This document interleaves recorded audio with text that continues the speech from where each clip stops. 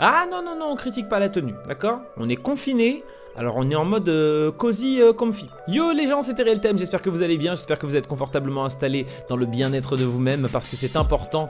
On est confiné, hein. Covid, confinement number 2. Ouais, c'est chiant, c'est la vie.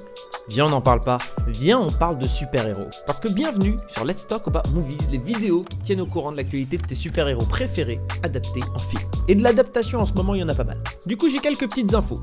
En premier, le tournage de Spider-Man 3 a commencé. Et ça c'est pas mal. Je te conseille de suivre Tom Holland sur Instagram en ce moment parce que le mec poste assez régulièrement, il poste des petites stories et justement il a posté quand il est arrivé à l'aéroport d'Atlanta et il a également posté quand il était dans sa chambre d'hôtel et qu'il a reçu le fameux iPad où il y avait donc le fameux script. Ce qu'il faut savoir c'est que Tom Holland il spoil régulièrement. Alors, il y en a qui disent qu'il fait exprès, d'autres pensent que c'est totalement scripté, sinon il y en a qui pensent que c'est juste il est bête. Je pense pas que le garçon soit bête et je pense que si Sony et Disney lui font encore confiance, c'est que justement tout est bien cadré, tout est vraiment organisé et les fameux spoils sont des spoils qui sont totalement genre scriptés. Genre celui qu'il avait fait en interview avec Benedict Cumberbatch ou encore quand il avait montré le titre de Spider-Man 2, donc Far From Home, sur son iPad. Et typiquement on pourrait avoir aussi la révélation du titre de Spider-Man 3, encore une fois sur le coup de l'iPad. Pourquoi pas? The iPad is back, yo! Alors ça déjà c'est plutôt sympa. Sinon il y en a qui voient un truc que je suis pas totalement sûr, mais je me dis que tu mérites d'être au courant. À Atlanta, il y a Donald Glover qui y habite. Alors, est-ce que du coup Donald Glover pourrait revenir comme il était dans Homecoming? Pourquoi pas? Parce que c'est vrai qu'il est censé incarner une sorte de version de l'oncle de Miles Morales. Et vu que en ce moment Sony prépare petit à petit le Spider-Verse, ça pourrait mener à certaines possibilités, ce qui pourrait être intéressant dans le cadre d'un futur potentiel Sinister Six. Mais bon là je pense que c'est quand même un petit peu tiré par les cheveux. Justement, en parlant de tournage, allons du côté de chez DC. Le tournage de The Batman par Matt Reeves va pouvoir se terminer. Ça franchement c'est une bonne chose parce que vu qu'il y avait toutes les restrictions autour du Covid en Angleterre, plusieurs personnes se demandaient s'ils allaient pouvoir terminer le film ou pas. Visiblement ça va pouvoir le faire, mais il faut quand même rester relativement attentif parce que potentiellement il y a encore un nouveau truc qui va empêcher le tournage de ce film. Déjà qu'il y a Pattinson qui a eu le Covid, ils ont tout eu ces mecs, ils ont tout eu. T'as l'impression qu'ils vont jamais pouvoir le faire ce Batman. Là ils doivent juste le terminer et puis après il partira en post-production et à partir de ce moment là théoriquement il devrait sortir, peu importe comment ça se passe en termes de cinéma ou pas, mais le film au moins sera prêt. Là faut juste qu'il le termine, s'il le termine on est bon. Et justement je me demandais un petit peu comment ça se passait pour les équipes de tournage, comment ils devaient s'organiser, comment ils faisaient pour se protéger du Covid. Et ben en fait c'est un petit peu comme pour la NBA pour ceux qui suivent, où il y avait ce qu'on appelait la bubble. Et donc dans cette bulle, t'avais tous les joueurs qui étaient et ils se sont affrontés pendant les playoffs. Et ben c'est un petit peu la même chose qui se passe sur les tournages, c'est-à-dire que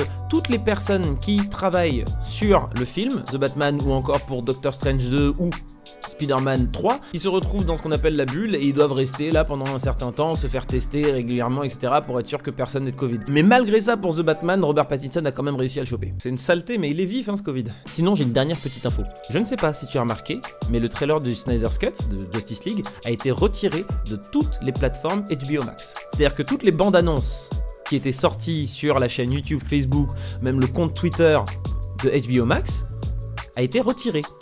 Et donc, forcément, moi et même plein de gens, on a commencé à se dire, oh là là, est-ce qu'ils sont pas en train de nous faire comprendre que le film est annulé? Les gens sur internet sont un petit peu devenus fous, et je peux les comprendre. Parce que après tout ce qui s'est passé autour de ce film, l'annuler là maintenant, là ça aurait été une catastrophe. Là, je pense qu'il y a des gens qui seraient suicidés.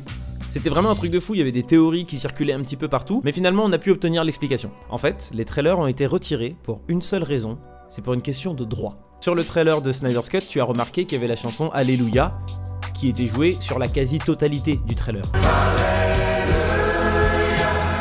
Et donc les copyrights de cette chanson doivent être payés par Warner.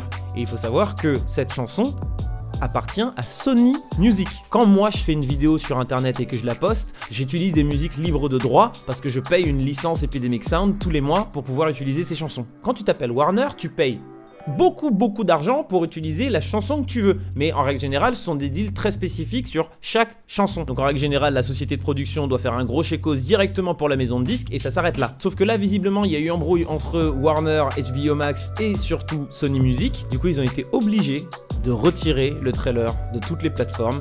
Alors je pense qu'ils vont en faire une nouvelle édition, il y aura un nouveau trailer, mais je pense que cette fois, quand ils utiliseront une musique, ils prendront plus un titre qui est déjà chez Warner Music, parce qu'ils ont aussi un label, les mecs, donc bon, va comprendre, je ne sais pas pourquoi ils ont fait ça. Et surtout, je pense que la personne qui était chargée chez Warner de gérer tout ce qui est donc droit d'auteur, etc. et d'envoyer les chèques, à mon avis, lui, il est viré. Parce qu'il a dû oublier d'envoyer un chèque ou mal négocier un truc, mais lui, à mon avis, il est viré.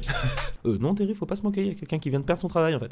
Enfin bref, voilà, c'est tout ce que j'ai comme petites infos. J'ai l'impression de revenir sur le format original de ces vidéos TL avec les news numéro 1, news numéro 2, enfin bref. Voilà. Je vous fais des bisous les amis, on se retrouve demain. Là, je vais continuer de regarder l'élection aux États-Unis. Je me demande si c'est la fin du monde ce soir ou pas. Je vais regarder. Bon, je fais des bisous, ciao.